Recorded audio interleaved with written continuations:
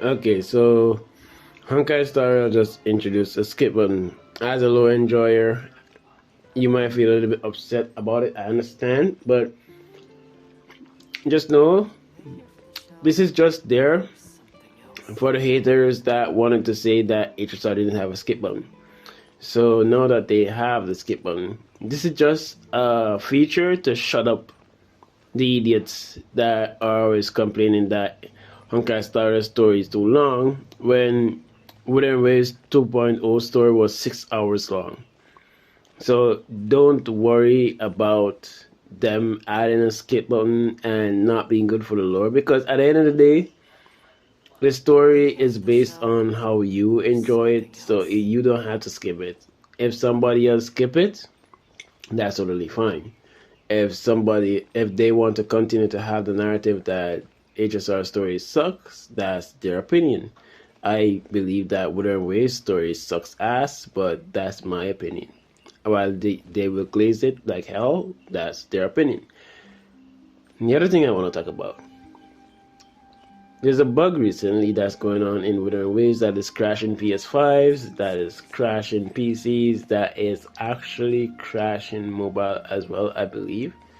I'm not so sure about the mobile side, but the game is just not properly optimized right now because of some coding errors. And Saint Tontas was saying that you should get a PC, get a new PC, and we shouldn't be complaining that the game is like graphically better now when all they really added was foliage, and because they didn't code it in properly, it causing a lot of problem for PC. There should have been an option to turn it on and off, because running foliage takes up a lot of VRAM, and I know I might be going a little bit of technical stuff, but it it's very taxing to run things like that. This will only do Wuthering Waves a disfavor, because it's gonna make Wuthering Waves less accessible to other players or players that are playing on lower rig device. And I don't think you should be shamed in not having the highest level of graphics card or PC or stuff like that, especially with the prices of graphics card now can land you up to $2,000 up. It's insane the amount of money you have to spend on graphics card. Probably a Intel Arc B580 is a good option, but those are like hard to find. I know, I've tried, and it's like comparable to the 4060, I believe.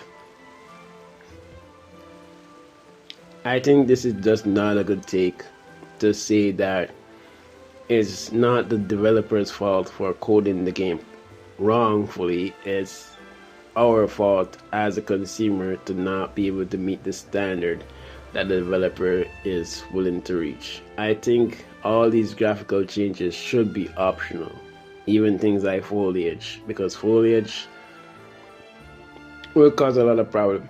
I can see in the future they might want to implement that foliage into the story. I'm not playing the story to figure that out, but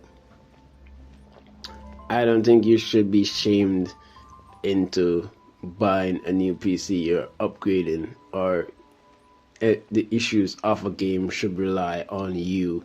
Because overall, if you're an actual PC gamer, if you're an actual tech enthusiastic, you know that Unreal Engine is really bad right now in terms of their looming feature and how their shaders are built in. It's really taxing on the CPU. An Unreal Engine game is gonna be much more difficult to run than a Unity engine game, because Unity is much more stable. It's baked in graphics, absolutely, but it actually is more stable on your PC.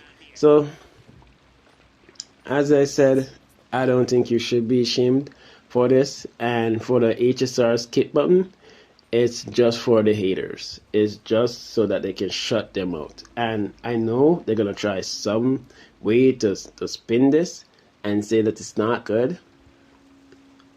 I don't want them to come back to HSR. And having a skip button is not something that's gonna justify them to come back to HSR, because if you having a skip button is the same as not even playing at all. it's literally the same as not playing at all. Because what's the point of playing the story if we're just gonna skip everything? You know, kind of interesting.